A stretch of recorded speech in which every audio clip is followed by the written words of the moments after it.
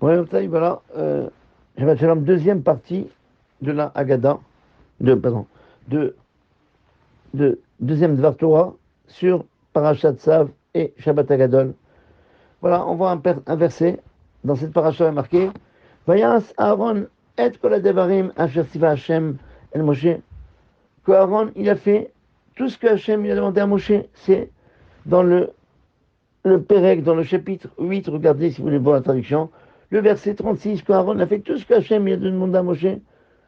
Dans le Mer Moïse, il est rapporté dans un livre que, que aussi bien Aaron que ses enfants ne se sont pas écartés des paroles de Moshe, ni à droite ni à gauche, bien que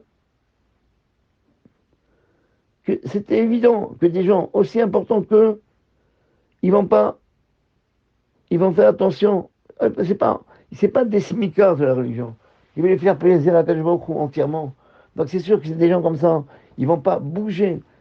Ils vont pas d'un iota des paroles de Moshe et qu'ils vont pas profaner. Ils vont pas changer la parole de Dieu.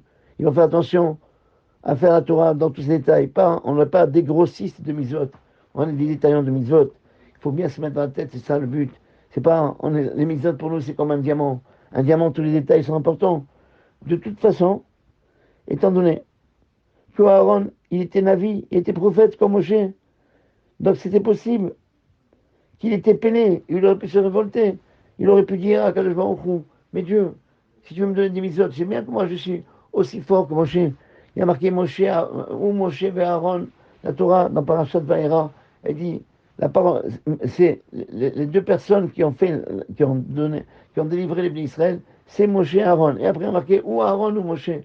Dans l'autre inverse, c'est pour le dire que au niveau de la névoie, au niveau de la prophétie, ils étaient pareils. Alors Aaron, il aurait pu se révolter contre Hachem. Il aurait pu dire, mais comment? Mais pourquoi si tu me demandes quelque chose, moi je suis Navi, je suis prophète aussi grand que Moshe. Si je veux me donner une mise adresse-toi directement à moi. Non. Bon, Aaron la Cohen, il n'a pas dit ça. Il n'a pas été même pas peiné. Il n'a même pas été peiné. Que Akadosh Baruch Hu lui-même lui a pardonné directement, mais pas Moshe. C'est pour ça que la Torah vient nous informer que Aaron il a fait Bessimcha avec joie tous les sages qu'Akadosh Baruch Hu lui a ordonné. Pour on est à la veille de Pessah. C'est pour nous apprendre à nous qu'il y a une obligation à chaque juif d'écouter les paroles de nos sages et de recevoir toutes leurs paroles. Il ne faut pas dire ça, c'est pas de la Torah, c'est des Rabbanan, c'est Ramim, c'est nos sages qui ont dit ça. Un bon juif, c'est celui qui va écouter les paroles de Dieu, des Chachamim, de nos sages, comme s'ils ont été donnés par Dieu lui-même. Le Chavetz Chaim, il disait, il faut savoir qu'il n'y a aucune question dans le monde où il n'y a pas une réponse dans notre Torah. Mais, simplement, on n'est pas capable de voir. Il faut avoir des yeux éclairés, une torche dans les yeux, pour découvrir où la réponse est marquée dans la Torah. Et ces yeux-là, ceux qui sont les plus éclairés du Ham Israël, c'est les Talmidei Chachamim, c'est les sages. Toute l'histoire de la sortie d'Égypte, c'est quoi? Tout le travail qu'on doit faire à Pessah, c'est la Imuna Bachem, la confiance en Dieu, la croyance en Dieu, la croyance en Talmidei Chachamim, aux sages. Souvenez-vous que chaque matin, quand on fait la Shira, avant de chanter à Dieu, qu'est-ce qu'on dit? Vayamin ou Bachem, que les bénis d'Israël, ils ont cru en Dieu. Mais attendons, pas que seulement en Dieu, ou Moshe Avdo, ou Moshe son serviteur. Il y a des choses que nous, on n'arrive pas à voir, que nos Gdolim, que les grandes de la génération y voient.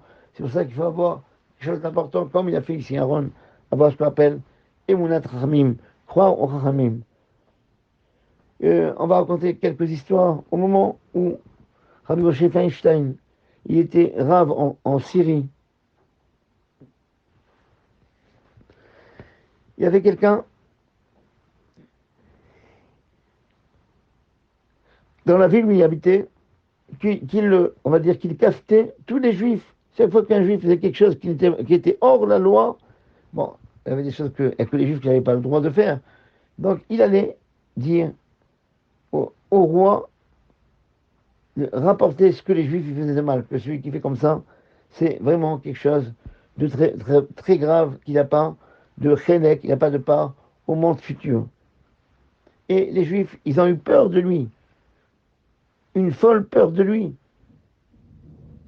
Et cet homme-là, à cause de ça, il a fait des souffrances à, tout, à tous les gens de la Kehila, à tous les gens de la communauté. Voilà. Et il était donc, tous les Juifs se sont sauvés de lui, jusqu'au son dernier jour. Son dernier jour de ce monsieur-là, quand il a senti que sa fin est arrivée et qu'il doit rendre sa neshama devant Hachem et lui donner din becheshbon, donner des comptes sur toutes ces actions qu'il a fait. Parce que moi, toute la vie d'un homme, c'est comme quelqu'un qui est dans un supermarché. Un supermarché, il a un caddie, il met tous les produits dedans, les produits mauvais, comme les produits bien. Voilà, je peux mettre, il n'y a personne qui me surveille. Mais attention, à la fin, tu passes à la caisse. Donc, ce monsieur-là, quand il a vu que sa fin s'approchait, il a voulu appeler tous les gens de la Chevra Kadisha. Tous les gens, c'est-à-dire qui s'occupent du dernier devoir, et il leur a dit, j'ai une information importante à vous dire. Et lorsqu'il s'est arrivé sur son lit, il leur a dit, messieurs responsables de la Chevra, comme je sais que les fautes que j'ai faites durant toute ma vie, elles sont graves, et que il doit, il doit purifier ses fautes, enlever ses fautes le plus possible, c'est pour ça qu'il a voulu, il demande aux gens de la Chevra, aux gens du dernier devoir, de l'enterrer d'une façon méprisable, c'est-à-dire debout et non pas allongé, comme on a, non pas comme on a l'habitude d'enterrer tous les juifs toujours couchés, allongés. Et cette kvoura, cette, cette, cet enterrement, ça s'appelle kvurat chamor. Les gens qui étaient autour de son lit, ils étaient impressionnés par ses paroles. Ils l'ont promis. Ah, t'as fait tchouva, c'est bien. On va faire comme tu as demandé. Et ils ont même signé sur sa tsava, son testament. Et d'un coup, le Rav Moshe Feinstein, il a appris.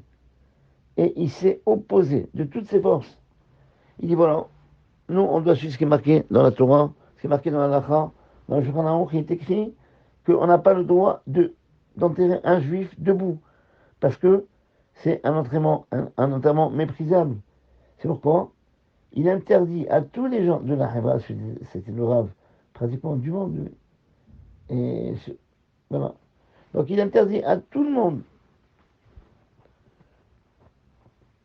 de faire sa volonté, même si c'était dans son dernier désir, et il sera enterré comme tous les autres juifs, allongé, et ainsi ça a été fait.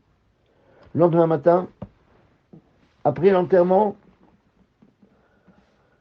les gens de la police, ils toquent à la police secrète, à la porte de la Hevra Kadisha, du bureau des gens du dernier devoir, et ils ont demandé instamment d'ouvrir la tombe de ce Mosser.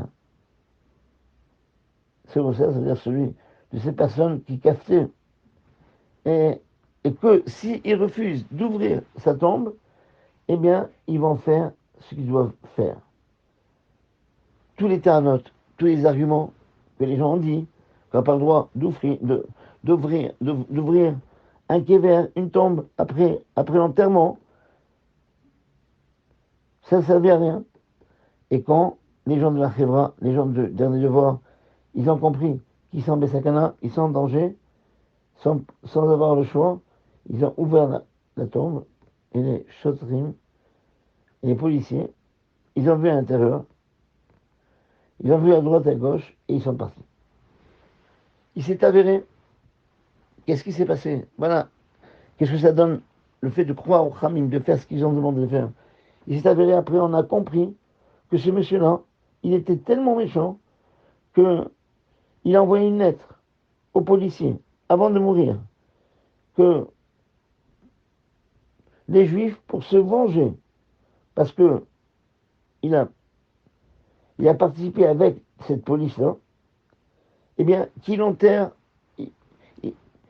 voulait l'enterrer, eux, pas que lui a donné l'ordre de l'enterrer comme ça. Les Juifs, comme ils n'ont pas apprécié du tout que moi, je vous confiais tout ce que vous voyez comme secret et je vous le donnais, eh bien, ils ont décidé de m'enterrer, Bévisayon, avec mépris. Et si ces gens de la communauté n'ont pas écouté les paroles de Rabbi Moshe Feinstein, tout Akela était en danger de mort. Pour dire combien ça fait. Ils ont dit, bah, c'est lui qui a demandé, il faut faire comme lui. Mais c'est pas toujours comme ça marche pas toujours comme ça. C'est pas aussi facile. Dans tous les mitzvot, il faut demander au grand de l'Israël, au grand de la génération.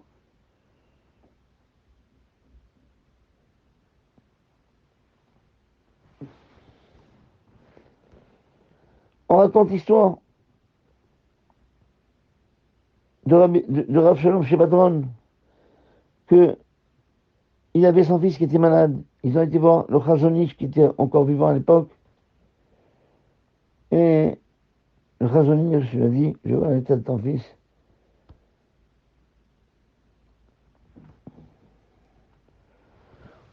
On voit que ton fils, il a des problèmes de respiration.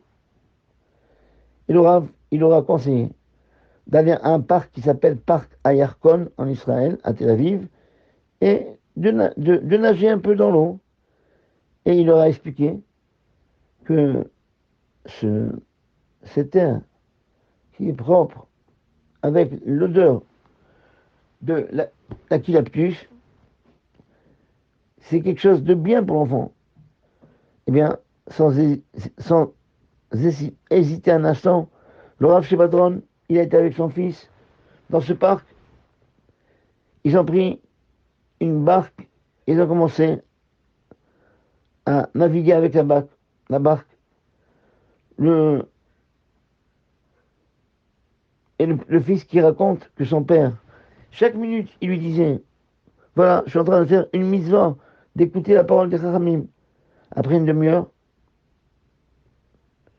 de barque, le fils a senti une allégation, un allègement de sa maladie. Il a dit à son père, Bessimcha avec joie, papa, maintenant on a ce médicament prodigieux.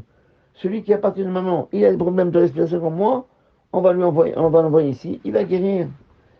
Et le Rav Shebadron a rigolé. Il m'a dit, mon fils, sache, c'est pas l'eucalyptus, c'est pas le fait de nager avec une barque qui guérit. Mais toute la guérison, elle vient que d'un seul route, d'un seul chose, d'un seul mérite. C'est la imunat ramim, avoir confiance aux sages, que on les écoute. Alors à ce moment-là, c'est ça, la troufa, le médicament pour toutes les maladies qui existent dans le monde. On raconte l'histoire d'un chassid qu'il a été voir le Hadmour de Sanz. Il a demandé une bracha pour avoir des enfants. Le Rav, il lui a fait la bracha. Il m'a dit, Ben Hachem, tu vas avoir, Amen, tu vas avoir un enfant, un garçon. Ce chassid, il était tellement sûr, il avait tellement la croyance au rabbanim, que tout de suite après ces brachas, il a été au ministre de l'Intérieur de Russie. Et là, il leur a dit, Mazal Tov, j'ai eu un garçon, il s'appelle Yitzhak. Ils l'ont inscrit.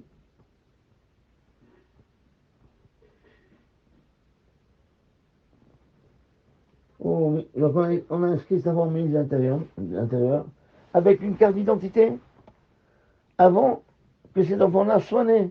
Puisque le Rav lui a dit qu'il va naître. Il a été faire ça. Après 9 mois, il s'est avéré que ce n'était pas le garçon, c'était une fille. Et après, la deuxième année, il y a encore une fois une autre fille, et encore une autre fille. Après 5 ans, il a eu un enfant, il a eu un garçon, qu'on attendait avec impatience. Et comment on l'appelait? C'est là où on l'appelait Israël. Tous ses voisins se moquaient de lui. Qu'est-ce que tu as gagné? Ton enfant, tu es ridicule. Avec ta émouna des Khamim, avec ta confiance qu'il y a au Khamim, dans les paroles du Rav. Mais lui, il s'est beaucoup réjoui. aussi bien pour les filles qu'il a eues que pour le garçon. Après 13 ans, après 13 ans, le fils a reçu, après sa naissance, il a reçu une lettre de l'armée pour qu'il fasse l'armée en Russie. Cette lettre-là il a reçu qui?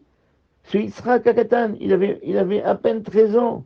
Il a reçu cette lettre, pourquoi? Parce que comme 5 ans avant, il était, on a dit qu'il est né, on a déclaré qu'il est né, eh bien 13 plus 5, ça fait 18. Donc il s'est présenté, on a convoqué un armée. Et comme eux, ils pensaient que cet enfant-là, il a 18 ans, suivant la date de la carte d'identité, Yitzhak, il a été au bureau de l'armée. Et quand ils ont vu que cet enfant était petit, il était mince, ils pensaient, ah, comment c'est possible? Un enfant de 18 ans, aussi mince, aussi petit, certainement il est malade. Et ils ont décidé que il est, il est dispensé de faire son service militaire à l'armée et l'ont ramené chez lui à la maison. Ce tzaddik-là,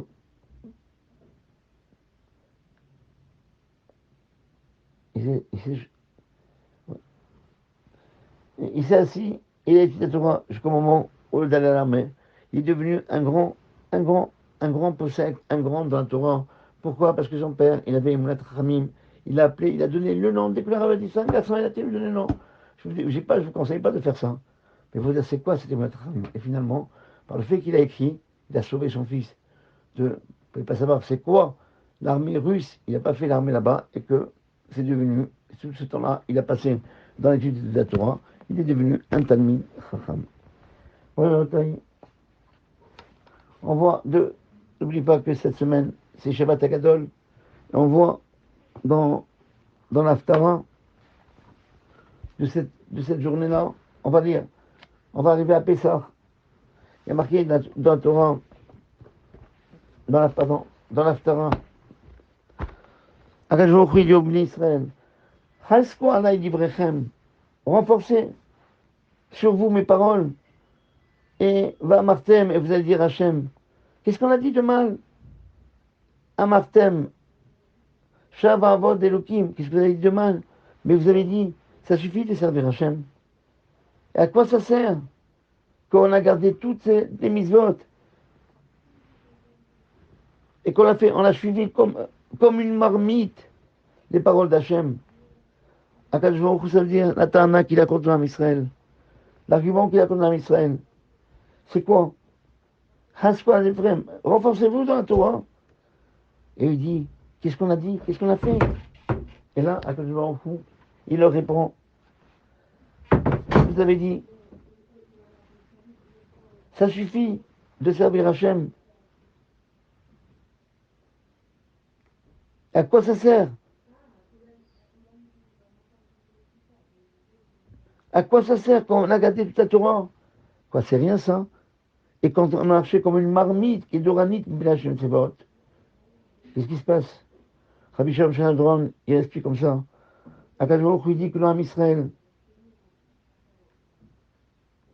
ils ont dit des choses très graves. À quoi ça sert qu'on sert Dieu? Et ils demandent qu'est-ce qu'on a fait, qu'est-ce qu'on a dit de mal? Comment expliquer cette façon de faire? C'est faire dire des dieux étrangers. C'est comme ça? Est-ce qu'ils ont dit ou n'ont pas dit? Mais la réponse nous dit, on peut la voir dans le machal de notre vie. De notre vie, comment on est par rapport à la Torah. À l'époque, imaginons qu'un monsieur il s'appelle Yaakov, il habite à Jérusalem. Le matin, il étudie dans un kollel. Et l'après-midi, il étudie dans un autre endroit. Sa parnassa, il n'a pas une bonne parnassa. Mais à l'époque, avoir une bonne parnassa, c'était dur pour tout le monde. Dans le cœur de Rabbi Yaakov, il a pris la décision. Il a commencé à étudier la nuit. Il a fait des études pour être expert comptable. Le Shabbat, entre la lecture de la Torah et le Moussaf, il y a son voisin qui s'approche de lui et qui dit qui s'appelle Rabbi Baruch, il met sa main sur l'épaule de Rabbi Yankel, Rabbi Yaakov, et lui dit, qu'est-ce que tu fais, mon fils? Qu'est-ce que tu fais? Et Rabbi Yaakov, il s'est tu, un moment léger, avant de lui répondre. Après, il est devenu pâle, il a hésité. Il lui a répondu, au lieu de dire que j'étudie la Torah tous les jours, mais à la fin de la journée, j'apprends un travail. Eh bien, il a dit, moi, je suis en train de faire des études d'expert comptable. Il avait honte de dire que c'est un batlan, quelqu'un qui fait rien. C'était pas beau pour lui de lever la tête et ouvrir les yeux avec fierté devant son ami Rav Baruch et lui dire, moi, je suis un avraire, moi, j'étudie la Torah. De quoi il a honte? Pourquoi il essaie de s'esquiver? Pourquoi il est comme le fond, c'est ça qui est douranite, comme le fond de cette marmite, qui est noir. Il étudie la Torah. C'est au contraire, ça doit être la gava de chaque juif, l'orgueil de chaque juif. Pourquoi lui, il baisse le regard? Pourquoi? Parce que, comme dit ce passouk-là, au lieu d'être content et d'avoir la tête haute par le fait qu'il est en train de faire le son Hachem, qui fait la volonté de Dieu, d'étudier la Torah, qu'est-ce qu'il fait? Il marche la tête basse. Ce Yaakov, il comprend pas. Qu'est-ce que j'ai dit de mal? Qu'est-ce que j'ai fait de mal? J'étudie, mais on se crède. Oui, c'est ça ta faute. Au lieu d'être heureux, d'être content, je fais la volonté d'Hachem, je mange la meilleure cache-route, j'étudie dans les meilleurs endroits. Et au contraire, il se croit. Il a honte de ça, au lieu de comprendre que c'est par son route que le monde y tient. Il baisse le regard.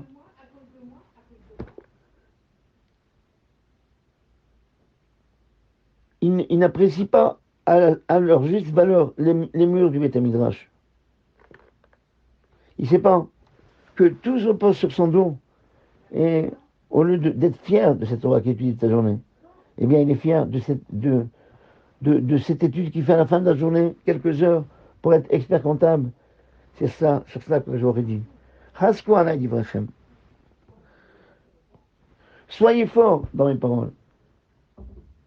Soyez forts, soyez fiers d'être un bon juif. Soyez fiers de faire un mitzvot. Ne baissez pas la tête. Au contraire, soyez fiers que des fois, vous êtes obligés de mettre votre feeling devant tout le monde, que de dire aux gens, Baruch Hashem, j'ai le srout, que, comme on dit tous les jours, on dit Baruch Hashem Shiberan, Lichvodo, qu'Hachem, tu nous as créé pour ton honneur, pour ton kavod, je te fais plaisir. C'est ça la faute du Ram Israël. Et c'est ça la veille de Pessah, le Shabbat Agadol, c'est cette Haftara, c'est cette Haftara qu'on lit la veille de Pessah. Il faut savoir, moi et que la première galoute, elle a commencé au moment où Yosef Hatzadik, il a été vendu par ses frères, les Shvatim, quand Yosef est descendu en Égypte. Il y a une canèche de Ishmaélim, de Bédouins, qui portait du parfum, des bonnes odeurs, comme c'est marqué dans la Torah. Vaïsou Aïnehem Vaïrou, les frères, ils ont levé les yeux, ils ont vu. Et voici une calèche Ishmaélim de Bédouins qui est venue de Gilad et que leurs chameaux y portaient des parfums.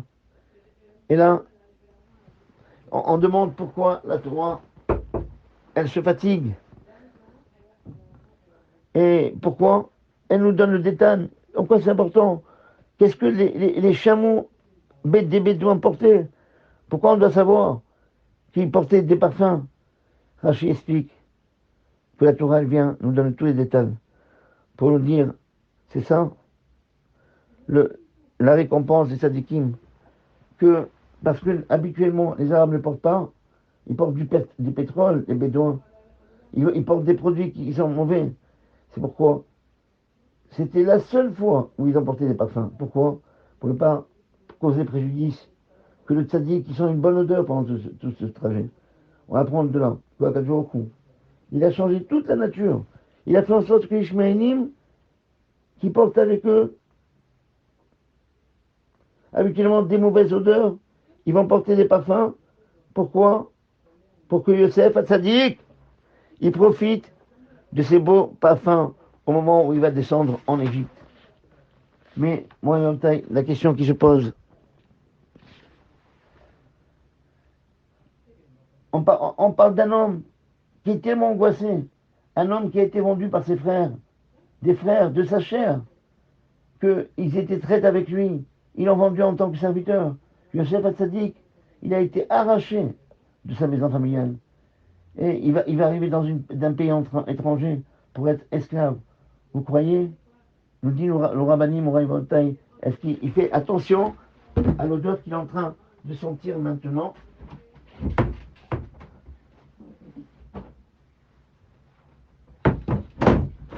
Est-ce qu'il fait attention à l'odeur qu'il est en train de sentir maintenant? Il est dans une détresse, il va craquer, il est en train de pleurer son moral, son destin. Franchement déçu de la traîtrise de ses frères. Et qu'est-ce qu'on fait? On lui donne une bonne odeur.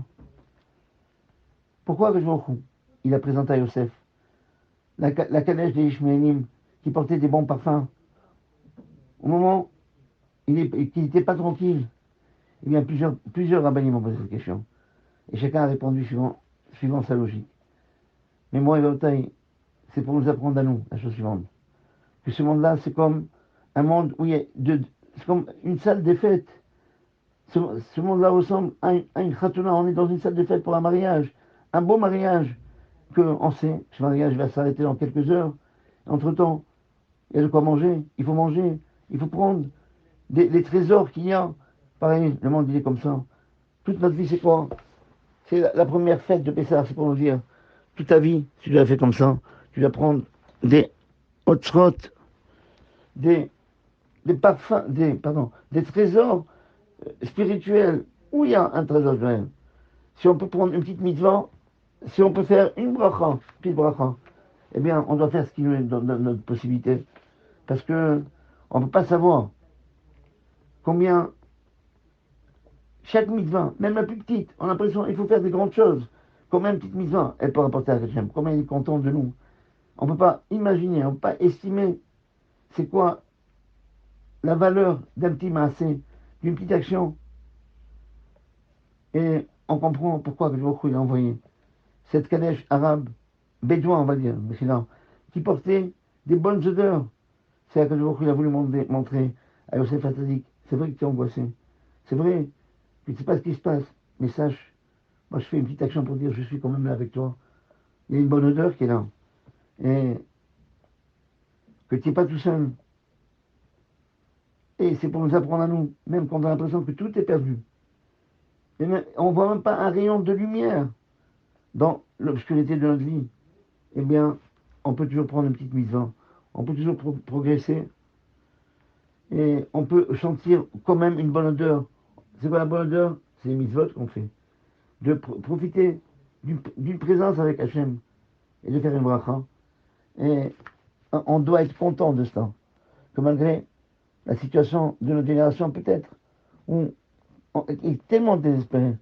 Alors, on a, bon, Hachem, le scout de venir le soir de Pessah, de s'accouder et faire plaisir à Kalbourg qu'on est assis.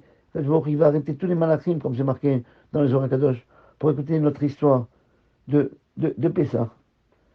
Et de la même façon que le début de la galoute, elle a commencé par une mitzvah petite, mais avec joie. Eh bien, ainsi pareil, la sortie d'Égypte, elle est venue par une petite mitzvah. Par quoi? Par Moshe Rabbeinu, qui voit la souffrance de ses frères. Il va s'arrêter. Pourquoi? Parce qu'il y a un juif qui a frappé, un goy qui a frappé un juif. Il va s'intéresser, il va frapper l'Égyptien. On va dire, mais personne n'est impressionné par ça. Ils ont reçu tellement des coups, les pauvres, depuis tellement d'années, 86 ans d'asservissement. C'est rien, c'est un coup en plus. Ça change rien. Il n'a pas enlevé tous les coups. Mais voilà, il a fait une petite mitzvah. Et c'est comme ça que Moshe Rabbeinu, ça va être celui qui va délivrer le Israël. Et celui qui va nous amener la délivrance, parce que c'est ça. Il a vu, c'est un petit juif comme ça. Un juif qui vient de la cour, eh bien, qui s'intéresse à chaque juif. Il a pris une petite action. Ça l'a soulagé une minute, mais c'est tout. C'est ça que il attend de nous à Pessah. Faire des petites actions, des petites mitzvot. On va pas avoir un grand film le soir de Pessah, mais on va faire des petites actions pour qu'être Ben Sachem, pour montrer qu'on est Ben Chorin. On souhaite que pour vous, Pesach Kasher, Vesameor, et que l'année prochaine,